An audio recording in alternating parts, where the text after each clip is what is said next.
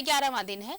आज भी सदन के बाहर बीजेपी विधायक कई मामले को लेकर विरोध प्रदर्शन करते नजर आए। सदन के बाहर बीजेपी विधायक तख्तियां लेकर पहुंचे। कोडरमा राजकीय पॉलिटेक्निक कॉलेज के स्थानांतरण का निर्णय फौरन वापस लेने की मांग को लेकर कोडरमा विधायक नीरा यादव सदन के बाहर धरने पर बैठी और नाराजगी जाहिर की। साथ ही पांकी विधायक ने भी डीएलपी पथ का घटिया निर्माण को लेकर नाराजगी जताई।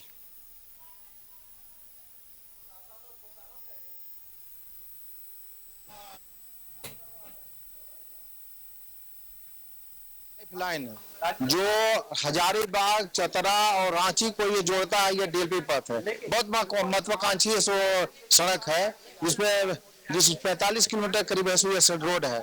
इसको बड़ी मुश्किल से हम लोगों ने सरकार से ये बनवाने का काम किया था, लेकिन टेंडर जो मिला इनको मैसर सीडीला कंस्ट्रक्शन को, इनको का ये बीपीआर में लिखा हुआ है कि करीब 300 ऐसे गड्ढे जो 21 फीट बाई 118 फीट का ये 1 फीट गड्ढा करके उसको फिर से ये WMM करके इसको खालीकरण करना था।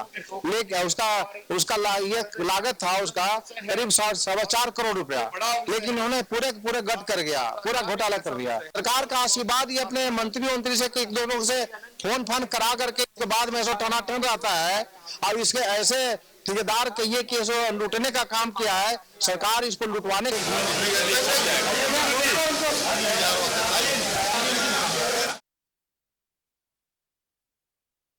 और सहयोगी विपिन उपाध्याय हमारे साथ जुड़ रहे हैं, सीधे उनका रुख कर लेते हैं। विपिन, देखिए आज भी कई मुद्दों को लेकर विपक्ष का हंगामा चलता रहा, सदन के बाहर धरना भी हुआ, क्या कुछ और रहा खास? जी देखिए, सबसे बड़ी राहत की बात ये विधानसभा के बजट सत्र से आज आई है कि सदन सुचारू रूप से चला। और जिस तरीके से कल कार्य मंत्रणा समिति की बैठक में जिन विषयों पर निर्णय लिया गया था, जो आग्रह था स्पीकर का कि जो बीजेपी के विधायक स्लोगन लिखा हुआ टी-शर्ट पहनकर सदन में आते थे, तो आज इस तरह का कोई दृश्य अंदर सदन के देखने को नहीं मिला और सुचारू रूप से प्रश्नकाल चला। और इस प्रश्नकाल के दौरान कई महत्वपूर्ण सवाल आज सदन के पटल पे विधायकों ने लाया। चाहे डॉक्टर इरफान अंसारी जो जामताड़ा से विधायक है, उन्होंने राज्य में 108 एम्बुलेंस सेवा में व्याप्त भ्रष्टाचार के साथ साथ हर प्रखंड में एम्बुलेंसों की संख्या को बढ़ाने की मांग जब सदन में रखी, तो पूरे सदन ने इस सवाल पर अपना समर्थन दिया और कई अन्य विधायकों ने भी पूरक के माध्यम से अपनी बात सरकार तक पहुंचाई और सरकार से इस बात पर जवाब लिया, जिस पर स्वास्थ्य मंत्री ने कहा है कि जो स्वास्थ्य सेवा को दुरुस्त करने के लिए एम्बुलेंस एक बड़ा जरिया है, तो ऐसे में सरकार ये चाहती है कि एम्बुलेंस की सेवा दुरुस्त रखी जाए। और जहां तक बाइक एम्बुलेंस की शुरुआत करने की बात है, तो जल्द 175 बाइक एम्बुलेंस की सेवा भी राज्य में शुरू की जाएगी। ठीक इसी तरीके से अगर बात की जाए तो विनोद सिंह ने भी महत्वपूर्ण सवाल लाया था। जिस तरीके से विनोद सिंह ने सरकारी कर्मचारियों को, पदाधिकारियों को स्वास्थ्य बीमा का लाभ सीधे तौर पर देने की बात कही, इस पे भी सरकार की तरफ से स्वास्थ्य मंत्री बन्ना गुप्ता ने सदन को आश्वस्त किया कि 2 महीने में इसकी प्रक्रिया शुरू की जाएगी।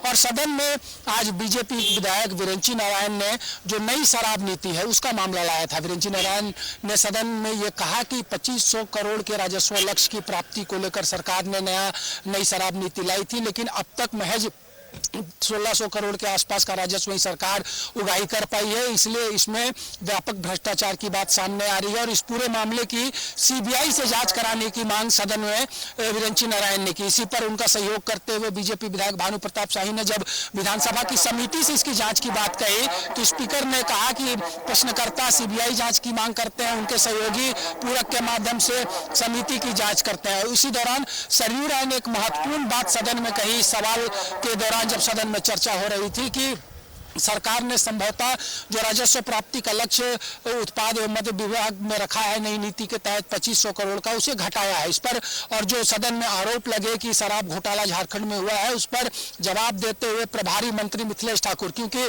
जो विभाग है वो जगन्नाथ महतो का विभाग है और जगन्नाथ महतो अस्वस्थ है और बेहतर इलाज के लिए वो चेन्नई में है, तो ऐसे में प्रभारी मंत्री के नाते मिथिलेश ठाकुर ने जवाब देते हुए कहा कि किसी भी तरह की कोई अनियमितता इस नीति में नहीं हुई है, जो भी आपत्तियां थी उसे दूर किया जा रहा है।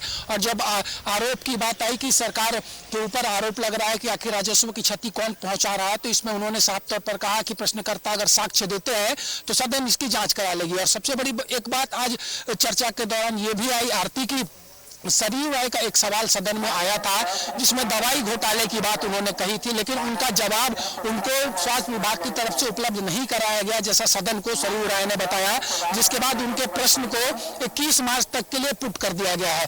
रिम्स के मामले सदन में आए, जो धनबाद के विधायक है राज सिन्हा, उन्होंने कहा कि किस तरीके से रिम्स का जो सौगृह है वहां पर उपकरण बर्बाद हो गए हैं और 100 जो है वो छत विछत हो रहे हैं। तो काफी सार्थक चर्चा सदन में आज देखने को मिली और सदन, क्योंकि शुक्रवार को 12:30 बजे तक ही होता है, जुम्मे की नमाज की वजह से सदन की कार्रवाई को भोजनावकाश के लिए स्थगित किया गया है।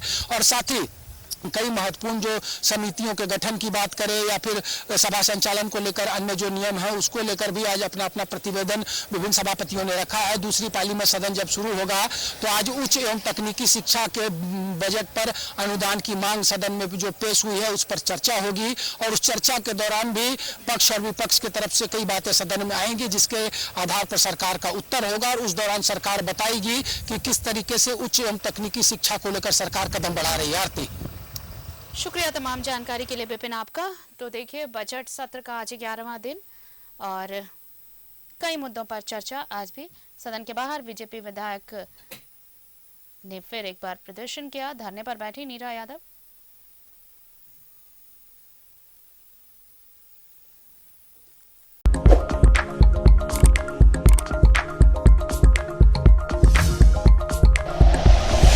Like and share videos, subscribe करें हमारा चैनल और प्रेस करें बेल आइकॉन। न्यूज़ 11 भारत, सच है तो दिखेगा।